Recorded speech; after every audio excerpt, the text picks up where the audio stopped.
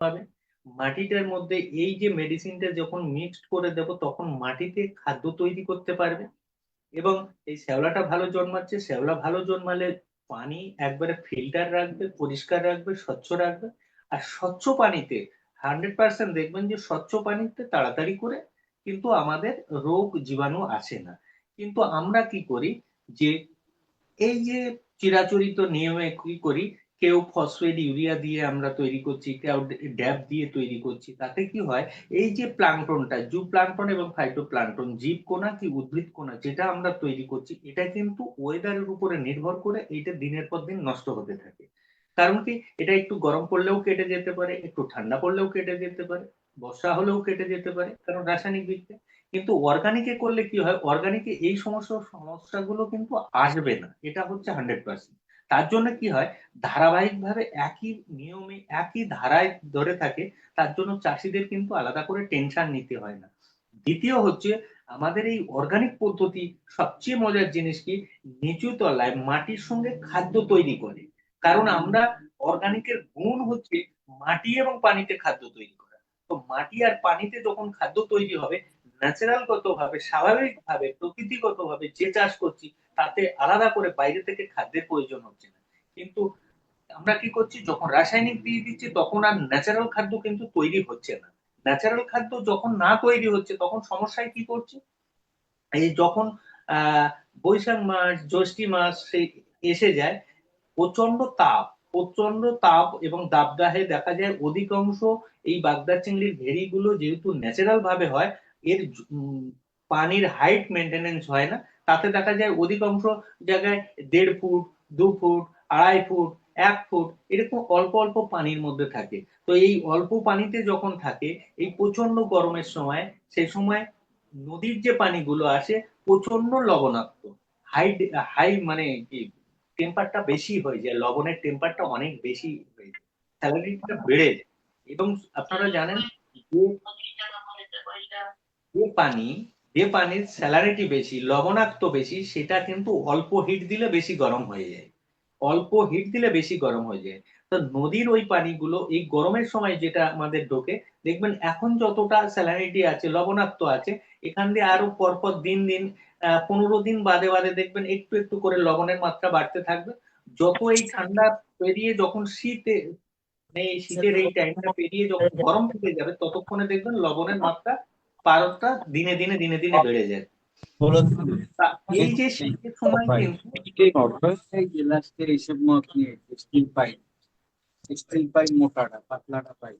ওই মক্কে নিয়ে এসছে। কেউ কথা বলছে।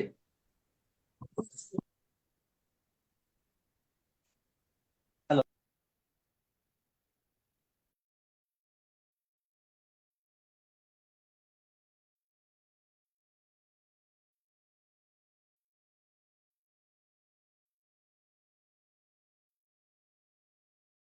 শোনা যাচ্ছে না স্যার? কথা কি শুনতে পারতেছি না।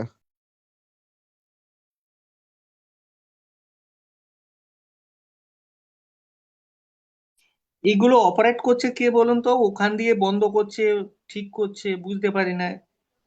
এবং ওখান দিয়ে কথা বলছে, এগুলো অপারেটিংটা করছে কে?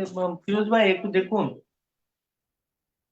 তো ব্যাপার হচ্ছে, স্যালারিটি যখন অতিরিক্ত হয়ে যাচ্ছে তখন কিন্তু এই জলের টেম্পারটা বেড়ে যাচ্ছে, তখন এই যে জলের মধ্যে, বিশেষ করে পানির মধ্যে যে সবুজ কণাগুলো, জু প্লাঙ্কটন এবং ফাইটো প্লাঙ্কটন, কিংবা মাটিতে যে শ্যাওলাগুলো, মাটিতে যে খাদ্য উৎপাদন হয়, এই হাই টেম্পারটা, গরমের টেম্পারটা বেড়ে গেলে এই যে সবুজ কণাগুলো যখন 25 ডিগ্রি সেলসিয়াসের উপর থেকে 27, 28, 30, 32, 35, 40, যে সময় প্রতিনিয়ত গরমের তাপমাত্রা বেড়ে যাচ্ছে, তখন কিন্তু এই সবুজ কণাগুলো আর জন্মাচ্ছে না, আর মাটির খাদ্যগুলো থাকছে না। তখন কিন্তু মাটি, এই পানিটা হিট হয়ে যাওয়ার সঙ্গে সঙ্গে কিন্তু এই জুপ্লাঙ্কটন, ফাইটোপ্লাঙ্কটন আর জন্মাতে পারছে না। তখন কিন্তু বাগদা চিংড়ির খাদ্যের ঘাটতি পড়ে যাচ্ছে। আর যখন মাছের ঘাটতি পড়ে যাচ্ছে খাদ্য, তখন কিন্তু মাছ যখন খাদ্য না পেয়ে যাচ্ছে, তখন কিন্তু মাছ টাইম টু টাইম, প্রত্যেক কোটালে টাইম টু টাইম কিন্তু আর ও সেল দিতে পারবে না। সেল মানে যে খোলসটা পরিবর্তন করে, এই খোলসটা কিন্তু সঠিকভাবে টাইম টু টাইম দিতে পারবে না। আর টাইমে যদি খোলস না দিতে পারে, কখন পারবে না, যখন খাদ্য সঠিকভাবে পাচ্ছে না, উপযুক্ত পরিবেশ পাচ্ছে না। আশ্রয় পাচ্ছে না, কিংবা নিজেকে যে খাদ্য না পেলে পুষ্টি পাবে না, পুষ্টি না পেলে পুষ্টিহীনতায় ভুগবে, এবং তখন কিন্তু খোলস দিতে পারবে না। আর খোলস না দিলেই কিন্তু এই সমস্ত রোগ, যে রোগগুলো এতক্ষণ বললাম, যে ডবল সেল হয়ে যাবে, খোলস দিতে পারবে না, তখন দেখবেন গায়ে ফুটফুট দাগ এসে যাবে, সুঁড় মানে যে যে গোপের মতো যে কি বলে ওগুলো, অ্যান্টেনা যেগুলো বলে, এই অ্যান্টেনা গুলো কাটতে শুরু করবে, গায়ে জল জমতে শুরু করবে, গা লালচে হয়ে যাবে, গায়ে শ্যাওলা পড়ে যাবে। কারণ শ্যাওলা পড়ে গেলে ফাঙ্গাস জাতীয় রোগ কিংবা ভাইরাস ঘটিত রোগ তখন লাল হয়ে যাবে, ব্যাকটেরিয়া ঘটিত রোগ দেখবেন ফুটফুট ফুটফুট এসে যাবে। এইরকম ব্যাকটেরিয়া, ভাইরাস কিংবা ফাঙ্গাস ঘটিত রোগগুলো কিন্তু ওই সময় আসবে, এখন আসবে না, গরমের সময়। তো গরমের সময় আসার আগে আমরা যদি জৈব পদ্ধতি কিংবা অর্গানিক পদ্ধতিতে যদি মাটির সেই জীবাণুগুলো এখন ধ্বংস করে দিই, আগাম, কারণ কবে রোগ আসবে তার জন্য অপেক্ষা করব না, আমি কিন্তু শুরুয়াত মুহূর্ত থেকে কিন্তু মাটিটাকে সঠিকভাবে প্রস্তুত করব।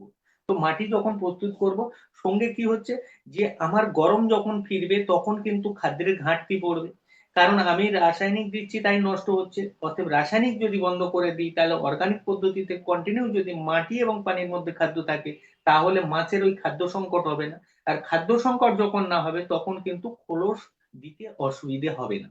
তো একে, যেখানটা এই শ্যাওলা জন্মায় না, শ্যাওলা জন্মাচ্ছে, যেখানে খাদ্য জন্মাতো না কিংবা কন্টিনিউ প্রসেসে খাদ্য থাকতো না, সেখানেও কিন্তু খাদ্য আমরা তৈরি করতে পারছি, উৎপাদন করতে পারছি, এবং পানিটাকে স্বচ্ছ হালকা রাখতে পারছি। স্বচ্ছ এবং হার্ডনেস যদি না থাকে, হালকা থাকে, তাহলে অক্সিজেন লেভেলটা হাই থাকবে, তাহলে মাছ আর এই বাগদা চিংড়ি আর নিচে থাকার জন্য অসুবিধা হবে না, উপরে এসে আর অক্সিজেন নিতে লাগবে না, যখন অক্সিজেনের ঘাটতি পড়বে তখন উপরের দিকে চলে আসবে।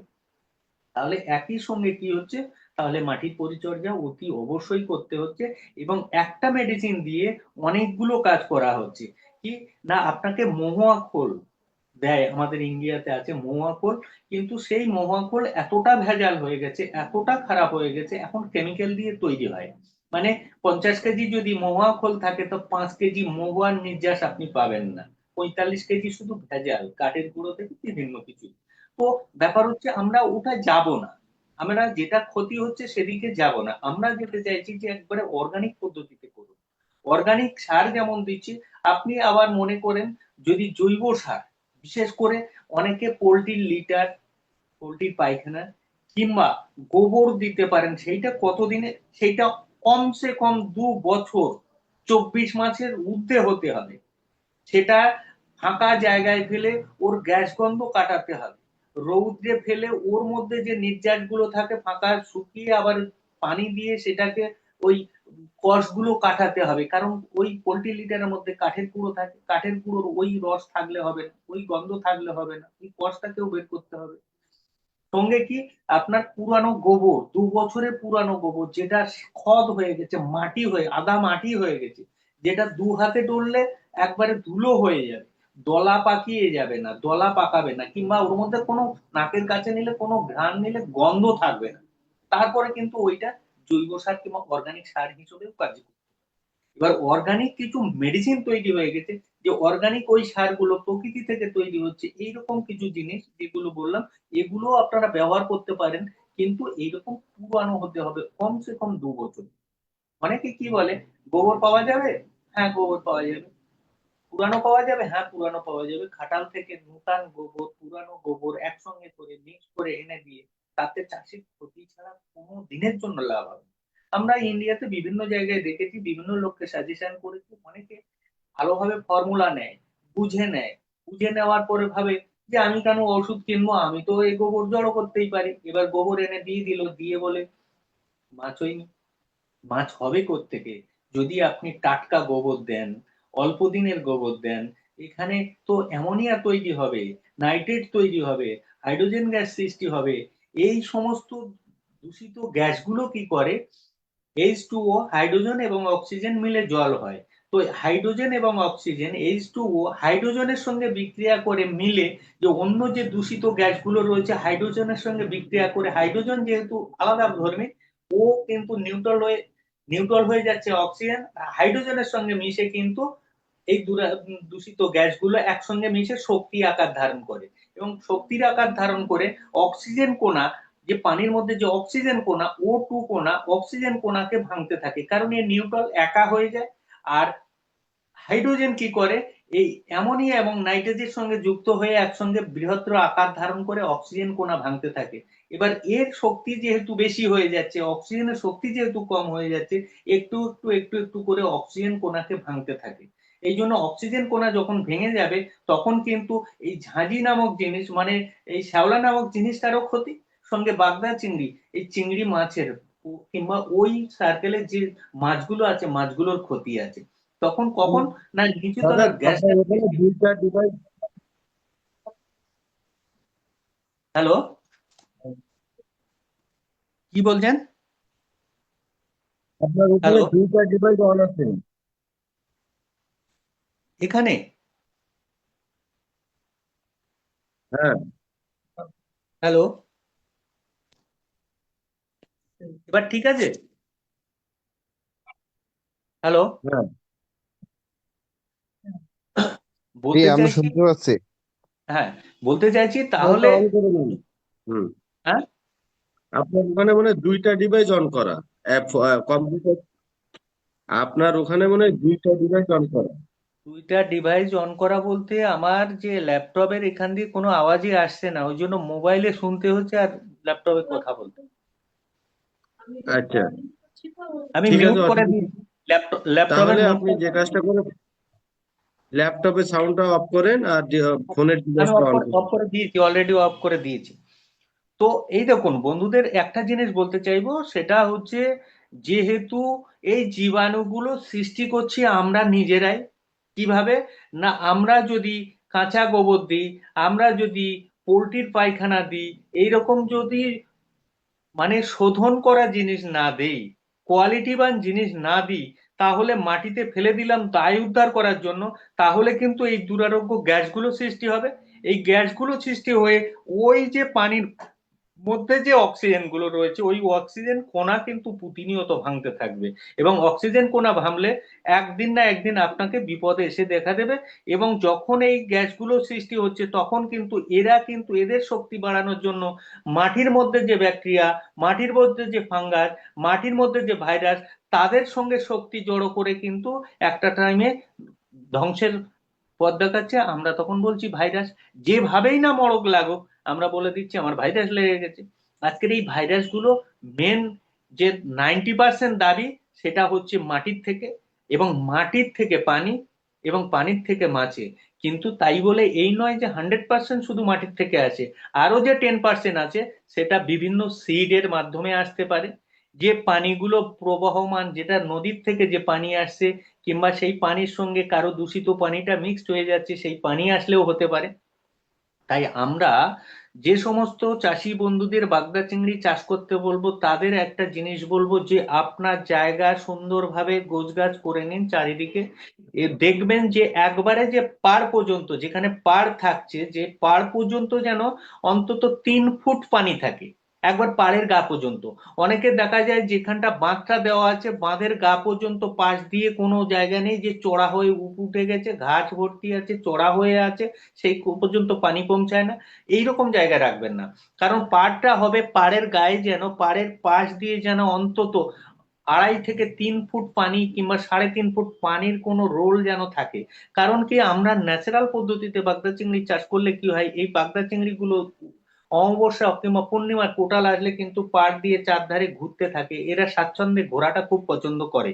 এবং এই ঘোরে তার পরিপ্রেক্ষিতে কি হয়, যখন আমরা জোয়ার ভাটাতে যে ন্যাচারাল ঘেটগুলোতে যে জোয়ার ভাটা দিয়ে দিই, তখন কিন্তু এই মাছগুলো ধরতে অনেক সুবিধা হয়ে যায়।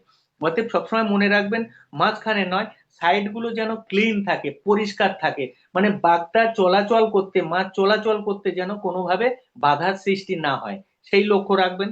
তো প্রথমে শুকনো করছেন, তারপর আমাদের সিটি পাওয়ার বলে যে ওষুধটা দিয়ে দিচ্ছেন। কারণ সিটি পাওয়ারের উপকারিতাগুলো আপনারা বুঝলেন, যে মাটির জীবাণু ধ্বংস করছে, মাটির উর্বরতা বৃদ্ধি করছে, মাটির যে দূষিত কিংবা ক্ষতিকারক যে জীব, মানে জীবগুলো রয়েছে, তাদেরকেও নষ্ট করে দিচ্ছে। এবং যেটা বাগদা চাষ